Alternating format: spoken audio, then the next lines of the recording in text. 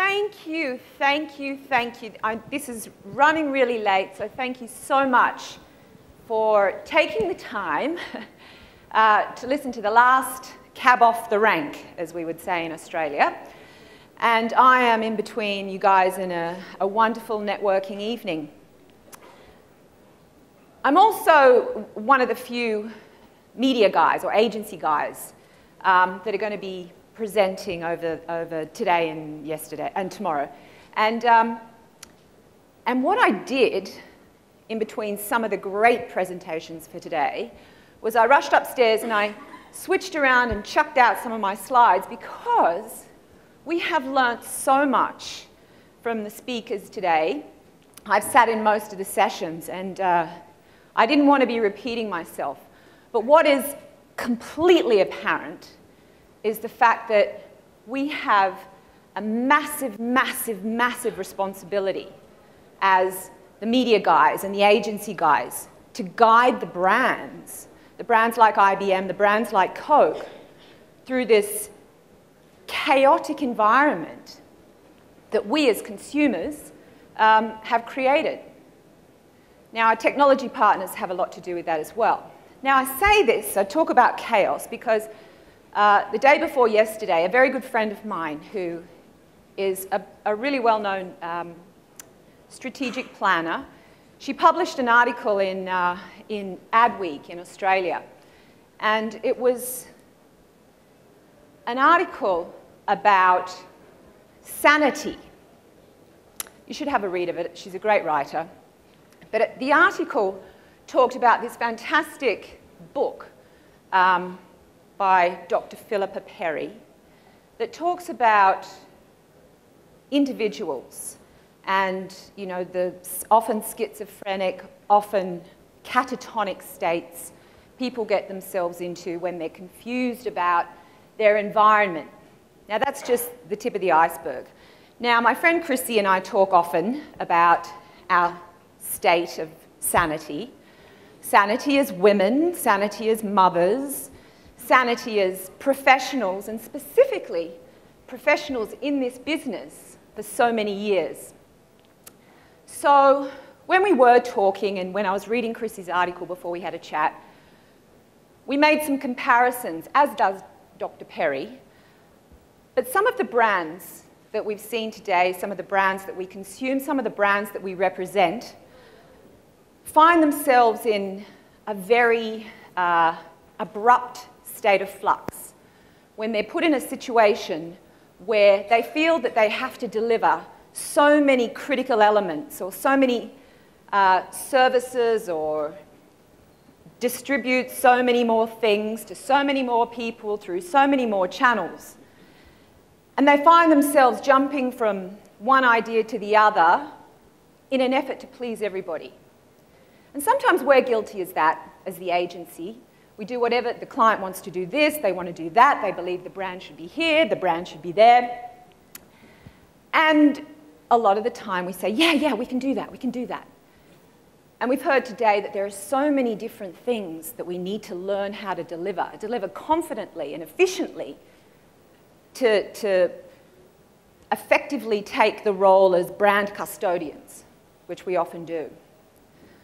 On the other hand, we find some brands that become frozen in time and irrelevant because they're so strict in the silos in which they live inside their organizations. So I'm sure many of us are either guilty of being one or the other or perpetuating one or the other as the media guys or the advertising guys. So we find ourselves dealing with either schizophrenic or catatonic situations. And as Dr. Perry, in the book that I showed you at the beginning, identifies, is that therapists, when they talk to their clients in these situations, they really try and understand the environment or the cause in which these patients have developed these issues. Now, therapy is something that is built on, from what I understand, built on a strategy that addresses the issues and guides the patients to a better outcome. And that's really our role as well. And that's really what Chrissy and I were talking about the other day, so I thought I'd put it in the beginning of my presentation because this is what it's all about. This is what our role has turned into. We deal with so many different media, so many different new partners. We use the skills that we used 25 years ago when negotiating with the TV stations with the likes of Brand Screen. And sometimes it works, sometimes it doesn't. So we have to constantly reinvent ourselves and the roles that we play on behalf of our clients or for our clients. Now, when I talk about the environment, I'm talking about the environment of convergence.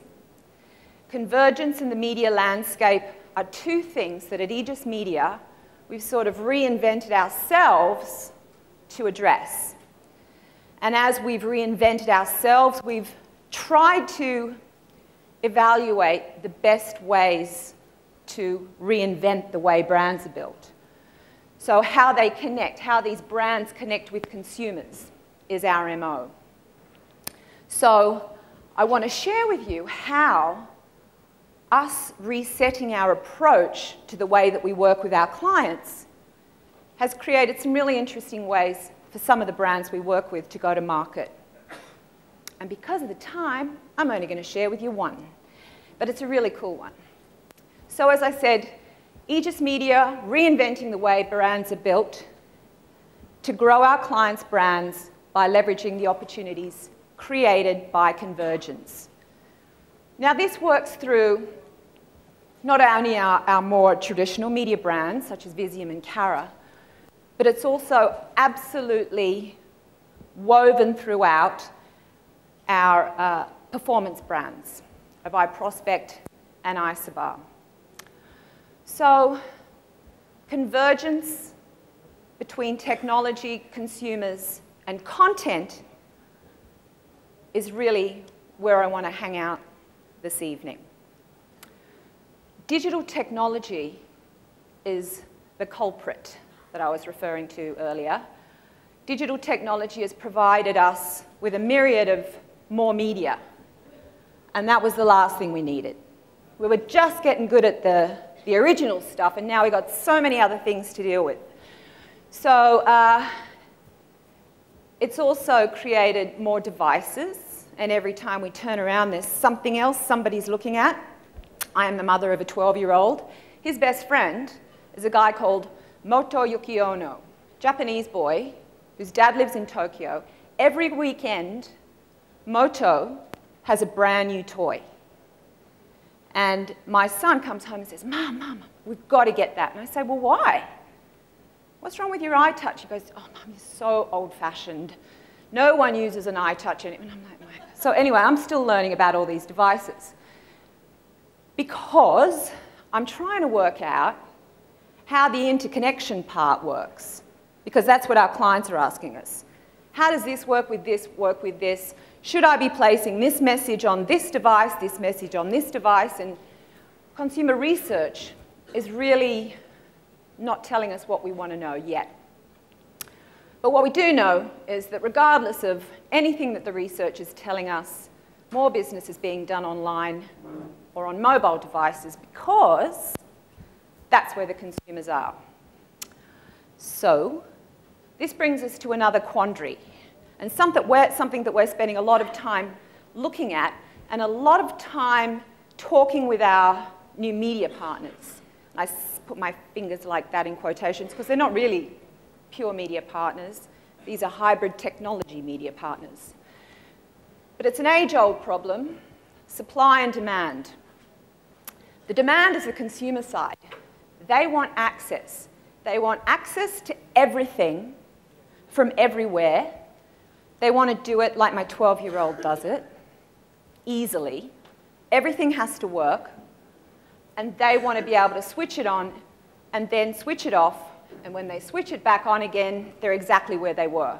So it's all about control. Now, where we will slip up is on the supply side. And this will impact all of us, not just the media guys, not just the guys that create the commercial content or the commercial channels. It's everybody. if we cannot work with the suppliers to expand the capacity, to create the scale, and to help them generate the speed to market, then the consumers are not going to be responsive to us. We're going to probably see an evolution of more media devices. So this is something that we have to all keep our eyes on. It's happening everywhere. It's prevalent in every organization. But within our group and within our niche little environment of marketing and advertising, we've seen an ecosystem for these 5 power brands evolve. Now, each one of them actually is an ecosystem in itself. It's not about ringing up and buying, a 468 by 60 on the homepage of MSN anymore.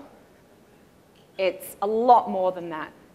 And the value that these guys bring to us and the role that we play with our client is absolutely invaluable. We've sort of approached this quite scientifically. Otherwise, we would become catatonic.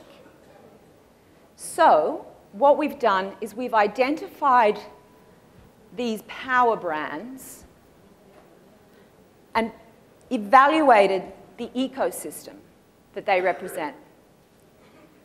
Each of these ecosystems, or is that a plural ecosystem? Ecosystems are absolutely critical to get right. Now, the questions that we have going on inside Aegis, inside Isobar, inside iProspect, inside Cara, for example, are, well, why don't we just cut a deal with Facebook? They've got everything we need. They've got audience, they've got peeps, they've got technology, they've got the money, they like us, so let's just do a deal with them. Why do I need to talk to Google? Well, because nobody uses Facebook for everything. Nobody uses Google for everything. So our jobs just become a little bit harder.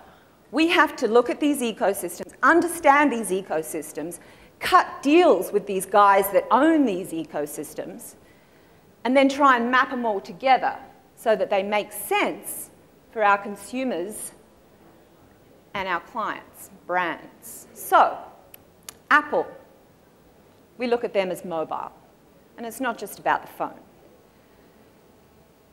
Google, search and video. So when we want to do something search and video, they're our consideration factor.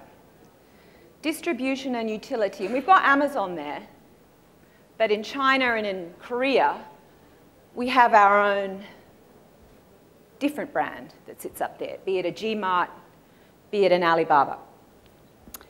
Facebook community and Microsoft, interestingly, brand integration because of the technology and the software that they're developing that help us bring everything together. So convergence and the new media landscape is something that we are spending a lot of the time trying to understand how to navigate as best possible. They are complex, as I've alluded to, but they are specialist-driven. So what we're looking at now is we're moving back again towards specialists. So the media agencies, the advertising agencies, and even our clients' organizations are reinventing the specialist silos again. Because it's very, very technical in the way that these ecosystems operate.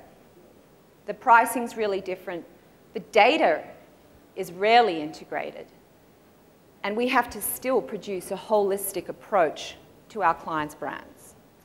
So the role of the specialist is back in favor. The new media landscape I mentioned before, where there's a Facebook, there's a Sina Weibo. Where there's a Google, there's a Baidu.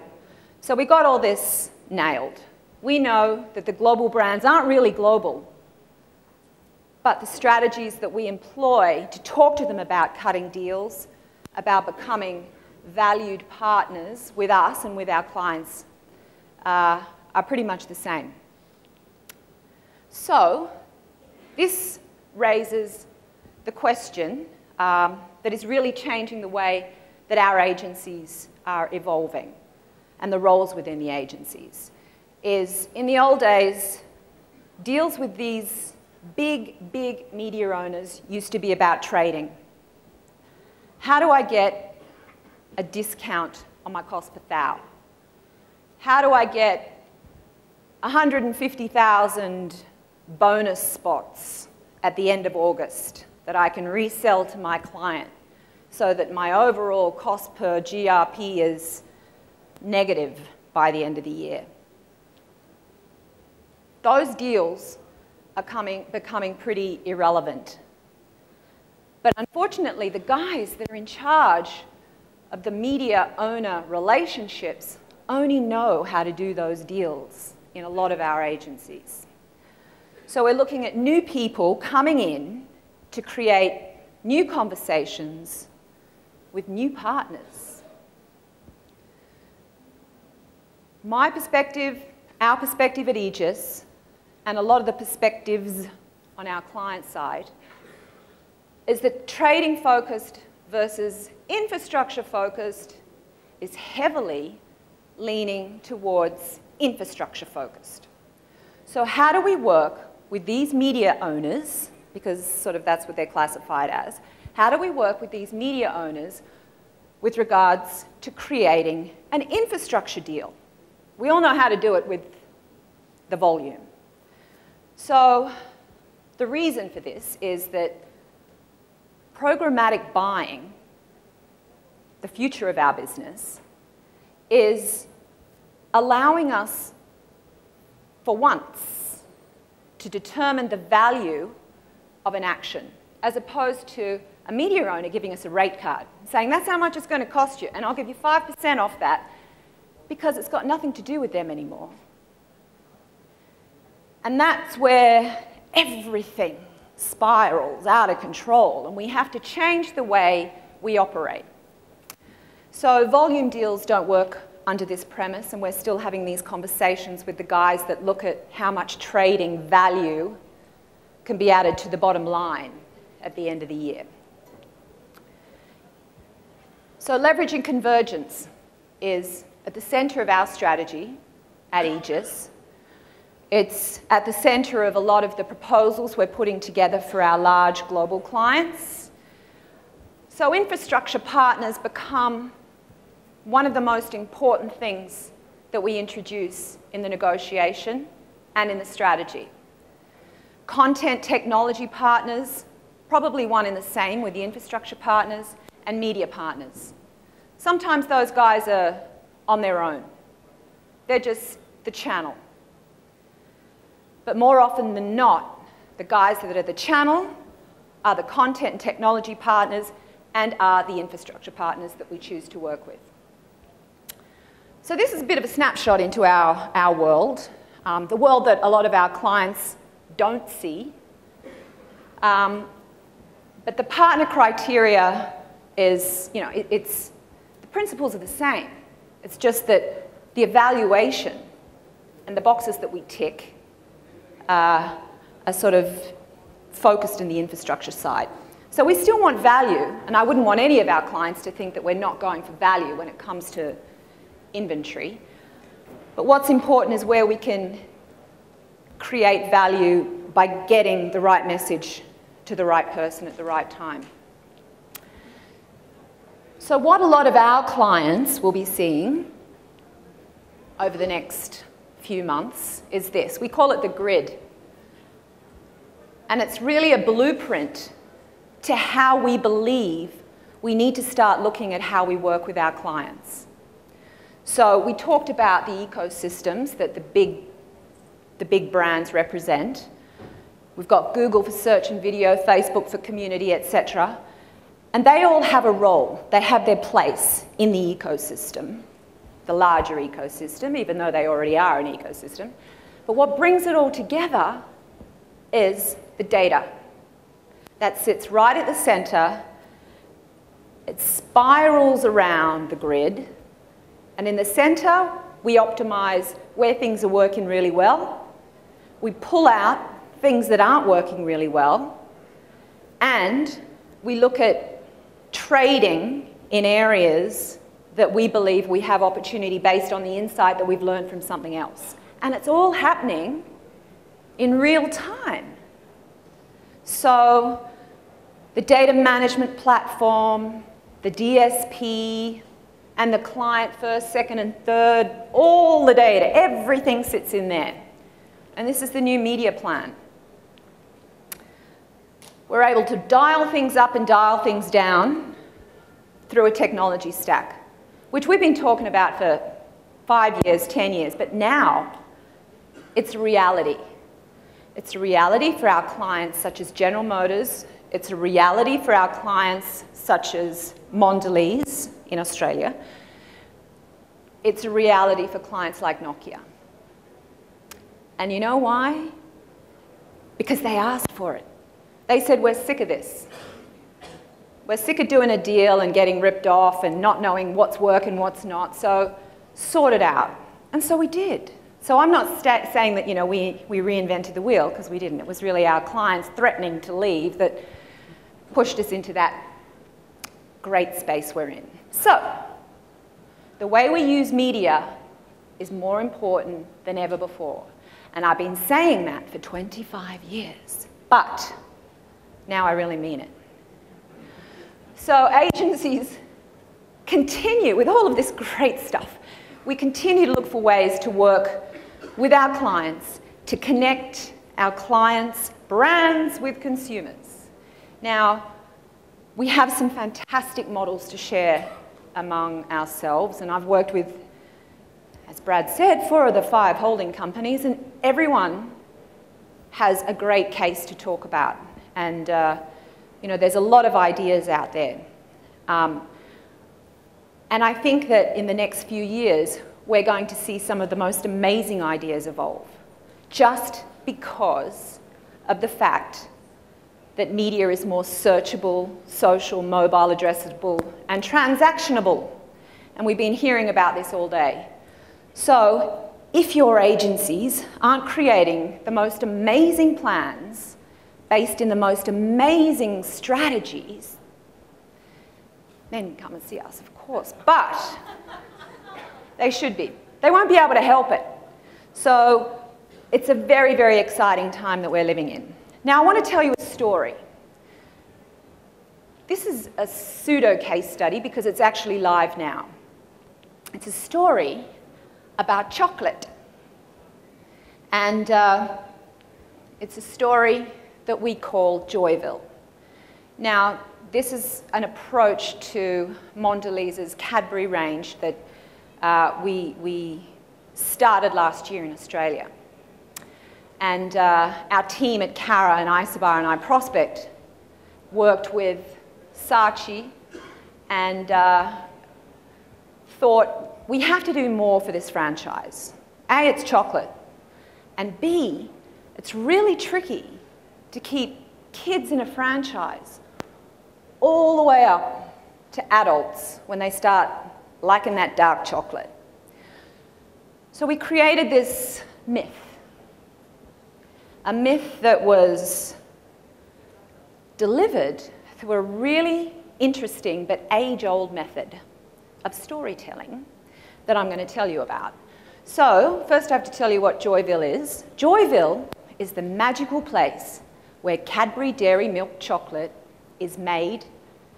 Joyville bursts into our lives, helping all of us see joy in the world. So remember that. And seriously, it is chocolate. So in 2012, we launched 5 chapters. We launched them on telly, because that's where a lot of people are used to hearing about chocolate from what was Kraft, now is Mondelez.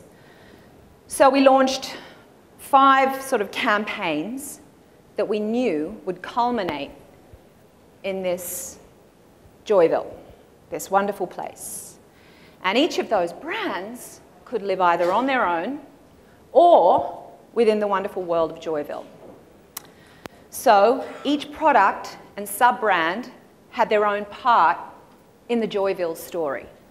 So everyone had, you know, their own look and feel, they had their own characters, and they had their own sort of, you know, values. Of course, they all sort of rolled up to one very amazing story, which was the Joyville story. Now, the way that we recommended that Mondelez look at telling this story was through what some people may know, but many of us didn't know what it was, but it was called transmedia storytelling. And I guess the reason we didn't know what it was called was because nobody sort of said this is a transmedia story, but transmedia storytelling was the central strategic advice or device that we used to create Joyville. When you think about transmedia storytelling, the best example that one of our guys came up with was the Avengers.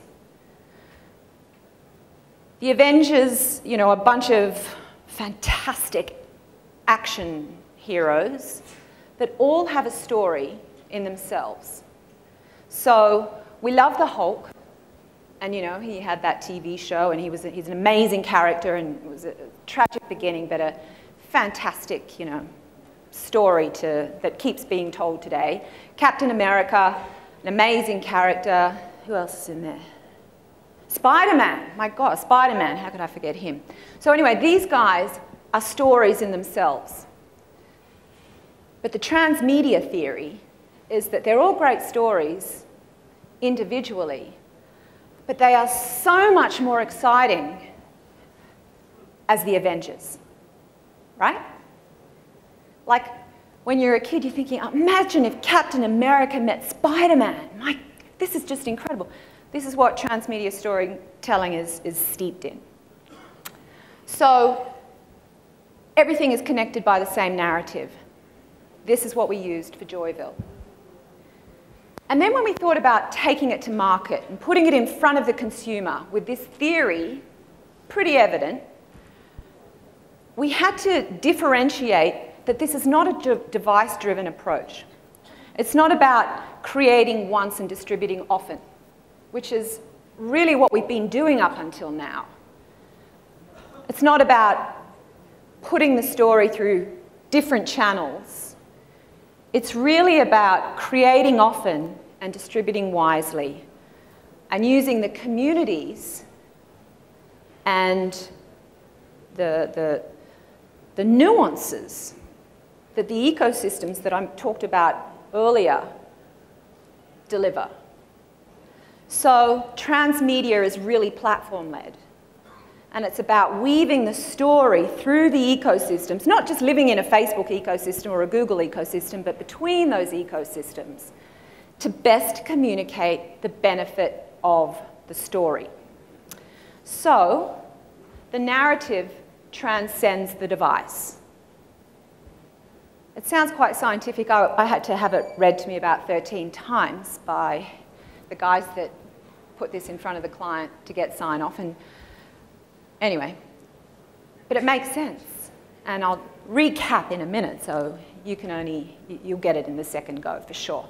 But the unified vision of we don't just make chocolate, we make the world a more joyful place is perpetuated through the consumers. So they receive the story, they retell the story. You know, just like we did in our minds with Spider-Man and the Hulk. Imagine if they met. This is what's perpetuated through transmedia storytelling. And this is what our media plan looks like. The transmedia media plan is very different to the media plan that Wendy showed this morning that was the old-fashioned media plan, you know, with the X's in boxes. So we create a grid out of this. With this particular opportunity, it's about the story of the consumer, retelling the story of one of the products and communicating it through all of the different ecosystems, rolling up through the grid. You got it? So this is what we've done for a multi-portfolio product.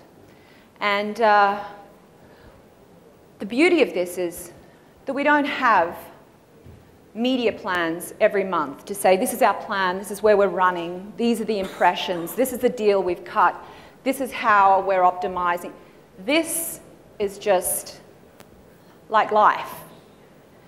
It just goes on, just like Joyville. So this is the recap. We started by connecting all of the assets. As I mentioned, 2012, we ran TV spots. So Saatchi did an amazing job creating events, creating Facebook pages with Isabar, and creating some really cool TV spots. So we put all that together, and each product then had its own little ecosystem. So there was out of home, there was a little bit of TV, there was a little bit of magazine, and there was a little bit of digital. So putting all that together, we started threading it together and using digital as the bridge. So the way that we were communicating each of the stories and linking them together was only done through digital channels. So we were then able to link up the Joyville ecosystems so that each of those ecosystems could share the story, thus creating a more meaningful whole, as is the premise of transmedia storytelling. So that's my little story on how reinventing the way brands are built is really us now putting our money where our mouth is. So taking a very different approach to the way that we help our clients build their brands, and the way that it's worked so far, because as I said, this is a live case, is that we had a holistic strategy. We bought into the specialist execution, and we didn't let some guy from Saatchi say, listen, I'll do it all. Or we didn't let some guy from Cara say, you know what, iProspect, we can buy the Google stuff. So what we did was we gave everybody a job, we integrated the delivery, and the way that Mondelez helped us out was in the way that they remunerated the group. So we had a bunch of really, really, really committed partners to deliver this, and there hasn't been a peep from anybody of a disgruntled nature. So we feel very, very confident that if we apply these principles again to another client that has a portfolio of products, then we might be as fortunate as we have been with this particular client. But that takes resetting our approach. And it comes down to structural organisation to drive the collaboration. At Aegis, we have one P&L. And now the 3 holding companies I've worked with have sort of struggled with that, but they're a bit bigger than us. Having one P&L stops all the arguments. So that is one way I think that we're working quite well to be able to deliver this for multiple clients. Integration within and across markets is also very, very important. And that's where the P&L aspect of the business works as well. And removing the silos. I mentioned that there's the specialist silo again, but those silos are only in skill set. It's not a little office down the back of the corridor. They're the only ones that are allowed to talk to Facebook sort of thing. It's about our guys that trade traditional media are trained in search, they're trained in programmatic buying, and they're trained in how to develop social plans by way of understanding how to make Radian 6 work, which is always a little bit of a challenge. So removing all of the silos and creating one client team. Sounds easy, and we've been trying to do it for a long time. But we think that what we've uncovered with our approach to crafts, Mondelese's Joyville, is an opportunity that's too good to let a traditional agency model get in the way. And if we're successful, anyone can be successful.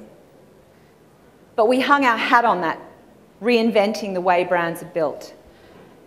And that's our plan for the next 5 years. And we hope that our peers will follow. We're not precious. So that's about the size of it. And I've got 4 minutes to go. But what I'd like to be able to do is maybe next year when you're all sitting here, reveal how that plan actually turned out. Looking good so far. So thank you very much.